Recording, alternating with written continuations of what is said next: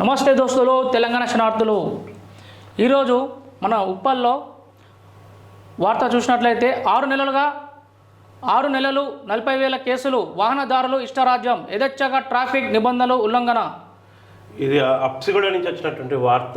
Traffic నిబంధనలపై police యంత్రాంగం అవగాహన కార్యక్రమాలు ఏర్పాటు చేస్తున్న, ఉల్లంఘించే వారిపై జరిమానాలు, ఇతర కఠిన చర్యలు చేపడుతున్న వాహనదారులు అంతగా మార్పు రావడం లేదు. కొందరు నిబంధనలకు ఏమాత్రం పట్టించుకోకుండా ఇష్టారాజ్యంగా వివరిస్తున్నారు. ఉప్పల్ ట్రాఫిక్ పోలీస్ స్టేషన్ పరిధిలో గత 6 నెలల్లో నమోదైన కేసులు ఇందుకు నిదర్శనం అని చెప్పేసి ఒక వార్తా కథనం వచ్చింది. ఇందులో ఇది లెక్క. డ్రంక్ అండ్ డ్రైవ్ 546 అట, ప్లేట్ నెంబర్ లేని వాళ్ళట 5,106, రాంగ్ రూట్ వాళ్ళు 5,119, అక్రమ పార్కింగ్ వాళ్ళు 17,204, నో ఎంట్రీ ప్రవేశం 6,108, cell phone driving 934, triple riding 3,801, seat belt 249. ఇది మాత్రం అక్రమ పార్కింగ్ అనేది ఉందో ఈ వాస్తవం ప్రత్యామ్నాయ పార్కింగ్ వ్యవస్థను ఇలా రూపొందిస్తే ఇన్ని వేల కేసులు నమోదు కావచ్చు. ఎందుకంటే ఈ కేసులలో అత్యధిక కేసులు 17,204 అక్రమ పార్కింగ్. ఏదో సాటంగా కూర్చొని ఫోటో దించేసి గతం కేసు బుక్ చేసి ఇస్తున్నారు పోలీసు వాళ్ళు, ట్రాఫిక్ పోలీసు వాళ్ళు. ఈ విధానం కూడా కరెక్ట్ కాదు. ప్రభుత్వం బాధ్యత ఏంటంటే ప్రజలకు ప్రత్యామ్నాయ పార్కింగ్ను చూపెట్టాలి. అత్యధిక కేసులు ఒక అనుమానం కూడా వేస్తుంది. అత్యధిక కేసులు 17,204 కేసులు ఏంది, ఈ అన్నిటికన్నా ఇదే ఎక్కువ కేసులు. సీక్రెట్గా ఫోటో దింపేసిన అక్రమ పార్కింగ్ కాడ ప్రత్యామ్నాయ పార్కింగ్ చూపెట్టాలి. మనం చాలా చోట్లలో కూడా ఎటువంటి పార్కింగ్ ప్రత్యామ్నాయ పార్కింగ్ ఒక గీడ ఉన్నది అని చెప్పేసి ఆల్టర్నేటివ్ పార్కింగ్ అని ఏదైనా కృషి జరుగుతుందా ట్రాఫిక్ పోలీసుల నుంచి? అంటే ఇదొక అవకాశంగా మలుచుకొని 17,204 పెట్టడం అనేది కూడా అనుమానాలకు తావిస్తుంది. రైట్. తర్వాత ఇంకో ముఖ్యమైన నూతన నేర న్యాయ చట్టాలతో వేగంగా దర్యాప్తు. సిపి జూలై 1 నుండి భారత ప్రభుత్వ నూతన నేర న్యాయ చట్టాలు 2023లో అమలులోకి రానున్న నేపథ్యంలో కేసుల దర్యాప్తు విచారణలో పాటించాల్సిన విధి విధానాలపై అవగాహన కల్పించేందుకు రాచకొండ కమిషనరేట్ పరిధిలో ఉన్నతాధికారులకు సిబ్బంది శనివారం గట్కేసలోని విజ్ఞాన భారతి కళాశాలలో సదస్సు నిర్వహించారు. హైకోర్టు న్యాయవాది సురేష్ నూతన చట్టాల గురించి వివరించారు. నూతన చట్టాల మీద ఇప్పటికే అనేక వివాదాలు మన దేశవ్యాప్తంగా కొనసాగుతున్నాయి. ఇక దాని ఇంప్లిమెంటేషన్ కోసమేమో ఇలా పకడ్బందీగా వీటిని అమలు చేయాలంటే రేపు సామాజిక సంక్షోభం ఎదురయ్యేటటువంటి పరిస్థితి ఉన్నది. ఈ నూతన చట్టాలు కూడా సామాన్యుల పాలిటీ, ఈ 3 క్రిమినల్ చట్టాలు కూడా సామాన్యుల పాలిటీ ఒక గుదిబండగా సామాన్యులను వేధించేటటువంటి చట్టాలుగా ఉండబోతున్నాయని అనేక సంక్షోభాలు కూడా రానున్నాయని చెప్పేసి కొంత న్యాయ నిపుణులు పేర్కొంటున్నారు. చూద్దాం ఏం జరుగుతుందో. కష్టపడితే ఎవరైనా మంచి రోజులు వస్తాయని, తాను అలా కష్టపడి ఉన్నతంగా ఎదిగానని ఎమ్మెల్యే విఎస్ మల్లారెడ్డి పేర్కొన్నారు. శనివారం దమ్మాయిగూడ పుర పరిధి ఆర్జీకేలో ఎస్సీ కార్పొరేషన్ ప్రోపరేషన్ అభయ ఫౌండేషన్ ఆధ్వర్యంలో కుట్టు శిక్షణ పూర్తి చేసుకున్న 70 మంది మహిళలకు మిషన్లతో పాటు దోపకాలు అందజేసినటువంటి విషయాన్ని మనకు ఇక్కడ మన మల్లారెడ్డి పేర్కొంటున్నారు. అర్హులందరికీ రైతు భరోసా. అర్హులో ఉన్న ప్రతి రైతుకు ప్రభుత్వం రైతు భరోసా పథకం అమలు చేస్తుందని మేడ్చల్ మల్కాజ్గిరి జిల్లా సహకార సంఘాల అధికారి డిసిఓ రాజేందర్ రెడ్డి అన్నారు. శనివారం కీసరలో మండల ప్రాథమిక వ్యవసాయ సహకార సంఘం అధ్యక్షులు రామిరెడ్డి ప్రభాకర్ రెడ్డి అధ్యక్షతన జరిగిన సమావేశంలో ఆయన మాట్లాడారు. రైతు భరోసా పథకం అమలు విషయంలో రైతు నుంచి సూచనలు తీసుకున్నారు. ఉపాధ్యక్షులు పి బుచ్చిరెడ్డి, డైరెక్టర్లు సిఇఓ కృష్ణారెడ్డి, రైతులు పాల్గొన్నారు. మరో విషయం ఏంటంటే మేడ్చల్ ప్రైవేట్ పాఠశాల వద్ద ఎస్ఎఫ్ఐ ధర్నాను ఒక వార్తా కథనం వచ్చింది. ఆర్టీసీని ప్రగతి పట్టాలెక్కించాలి డిఎం. ఏ శ్రవణ వార్త. అంకితభావంతో పనిచేసే ఉద్యోగాలు ఆర్టీసీని ప్రగతి పట్టాలెక్కించాలి. కుషాయిగూడ డిపో డిఎం చంద్రకాంత్ పేర్కొన్నారు. శనివారం డిపోలో ఉద్యోగుల పిల్లలతో నిర్వహించిన కార్యక్రమానికి ఆయన హాజరయ్యారనే ఒక వార్తా కథనం మనం ఇక్కడ చూడొచ్చు. వైద్య విద్యార్థికి బిఎల్ఆర్ ట్రస్ట్ చేయూత. శశికుమార్కు చెక్ అందిస్తున్న కేసీఆర్ ఎమ్మెల్యే లక్ష్మారెడ్డి. కాపురా నుంచి వచ్చినట్టు వార్త. ఉన్నత విద్యను అభ్యసిస్తున్న విద్యార్థికి బిఎల్ఆర్ ట్రస్ట్ ఆర్థిక సాయాన్ని అందించింది. కుషాయిగూడకు చెందిన అమర్నాథ్ గౌడ్ పేద విద్యార్థి తల్లిదండ్రులు చనిపోయారు. అమర్నాథ్ గౌడ్ పేద విద్యార్థి తల్లిదండ్రులు చనిపోయారు. చదువులో రాణిస్తున్న అమర్నాథ్ కామినేని ఆసుపత్రిలో ఎంబీబీఎస్ సీటు సాధించారు. ఫీజు చెల్లించలేకపోవడంతో ఎమ్మెల్యే బండారు లక్ష్మణ్ శనివారం మాజీ సీఎం కేసీఆర్ చేతుల మీదుగా విద్యార్థికి చెక్కులు అందజేసినటువంటి ఒక వార్తను మనం ఇక్కడ చూసినాం. అభివృద్ధి విషయంలో రాజీ పడేదే లేదు. Deputy mayor Reddishetti Srinivas, corporator Niharika Goud under ground drainage నిర్మాణ పనులు ప్రారంభం.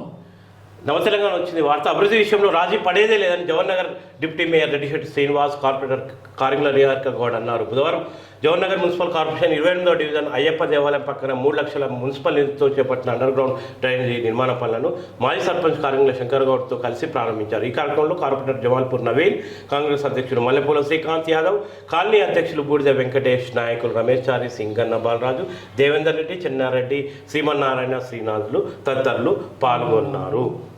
అక్రమ నిర్మాణాలు చేపడితే చర్యలు తీసుకుంటాం. జవహర్ నగర్ వార్త ఇది. అక్రమ నిర్మాణాలు చేపడితే కఠిన చర్యలు తీసుకుంటామని జవహర్ నగర్ రెవెన్యూ ఇన్స్పెక్టర్ శ్రీలక్ష్మి హెచ్చరించారు. బుధవారం కాపర్ తహసీల్దార్ సుచరిత ఆదేశాల మేరకు జవహర్ నగర్లోని పలు సర్వే నెంబర్లు అక్రమంగా నిర్మించిన నిర్మాణాలను రెవెన్యూ సిబ్బంది జేసీబీలతో కూల్చేశారు. ప్రభుత్వ భూములను కాపాడడం తమ కర్తవ్యం తెలిపారు. అక్రమ నిర్మాణాలు చేపడితే అట్టి నిర్మాణాలను కూల్చివేయడం కాకుండా వారిపై క్రిమినల్ కేసులు నమోదు చేస్తామని హెచ్చరించారు. కానీ అక్రమ నిర్మాణాలు మాత్రం ఇవాళ బడాబాబులు యథేచ్ఛగా అక్రమ నిర్మాణాలు చేపడతారు. వారి పట్ల మాత్రం కఠిన చర్యలు ఉండవు. ఇవాళ కేవలం ఎంఆర్ఓ ఆదేశాల మేరకు పేదవాళ్ళు ఎవరైనా కట్టుకుంటే వాళ్ళ పట్ల మాత్రం చట్టం చాలా సక్రమంగా పనిచేస్తుంది.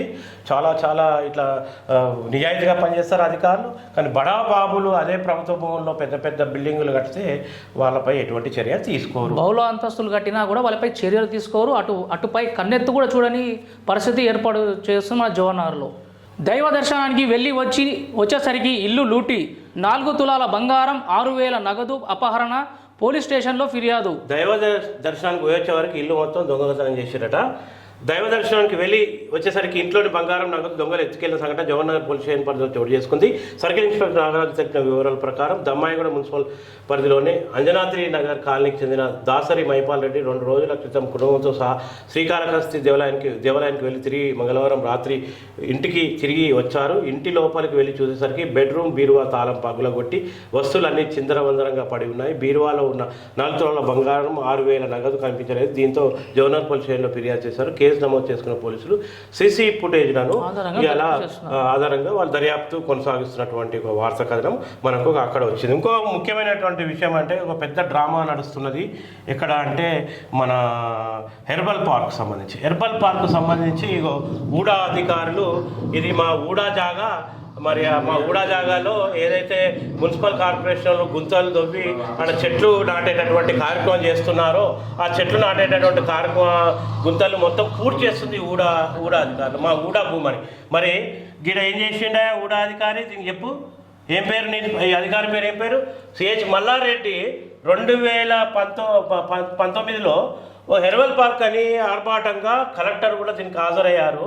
హెర్బల్ పార్క్ అని ఆర్భాటంగా ఇక్కడ శంకుస్థాపన చేసి ఆ పనులు కూడా ప్రారంభించారు. చుట్టూ ఫెన్స్ కూడా వేశారు. అప్పుడు కొందరు భూ కబ్జాదారులకు ఆ భూమిపై కన్నుబడి ఆ ఫెన్స్ను మొత్తం పీకేసి ఇట్లా బోర్డును కూడా మొత్తం నేలమట్టం చేసినటువంటి ఒక వీడియో దృశ్యాన్ని కూడా మనం ఇక్కడ చూసినాము. అంటే ఇలా గూఢాధికారులు ఇది మా భూమి అని ఇప్పుడు వస్తారు. మరి ఎప్పుడు మల్లారెడ్డి మంత్రిగా ఉన్నప్పుడు ఆయన శంకుస్థాపన చేసినప్పుడు ఈ జిల్లా కలెక్టర్ స్వయంగా వచ్చి వాటికి ఆ భూమి కేటాయిస్తూ చేసినప్పుడు అప్పుడేం చేశారు ఊడా అధికారులు? అంటే ఊడా అధికారులు ఊడా భూములను కాపాడడానికి నిజంగా నిజాయితీతో ఉన్నారా? అని ఒకవైపు మున్సిపల్ కార్మికులు గుంతలు తవ్వి కార్యక్రమాలు వాళ్ళు మొక్కలు నాటేటువంటి కార్యక్రమం చేస్తున్నటువంటి క్రమంలో ఊడా ఎవరి పక్షంలో వచ్చినట్టు? మరి ఈ పక్కా విషయం ఏంటంటే 100% విషయం ఏంటంటే గతంలో జర పైలం టీవీలో కూడా అనేక సార్లు మనం కథనాలు వేశాం.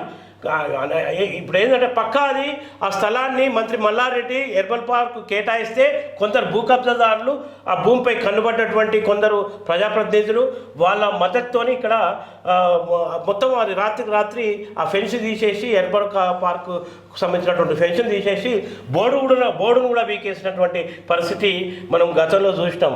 మరి ఇప్పుడు తాజాగా హెచ్ఎండి అధికారులు వచ్చి ఇది మా జాగా అంటే మరి మంత్రి మల్లారెడ్డి వచ్చినప్పుడు ఆ పని చేసేది ఉంటుంది కదా. అప్పుడు కలెక్టర్ మేడ్చల్ జిల్లా కలెక్టర్ ఆనాటి కలెక్టర్ వచ్చి ఇది హెర్బల్ పార్క్ కేటాయిస్తున్నాం అన్నప్పుడు శాఖాపరంగా మీరు ఎందుకు ఉత్తరాలు నడుపుకోలేదు, ఇది మా జాగానే ఎందుకు కలెక్టర్తో డిస్కస్ చేయలేదు?